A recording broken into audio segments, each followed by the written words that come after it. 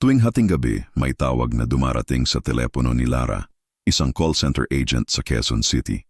Walang caller ID, walang boses sa kabilang linya, tanging mahinang tunog lang ng umiiyak na bata. Noong una, inisip niyang prank lang.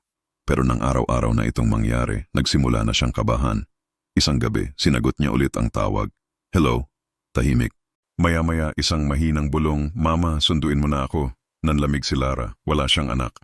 Kinabukasan, dinala niya ang phone sa IT department. Doon niya nalaman, ang mismong number na tumatawag sa kanya ay nakarehistro sa pangalan niya pero sa SIM card na matagal nang deactivated, nakuhang muli sa isang aksidente sa probinsya. Nagbakasyon si Lara at sinadya ang lumang bahay nila sa Laguna.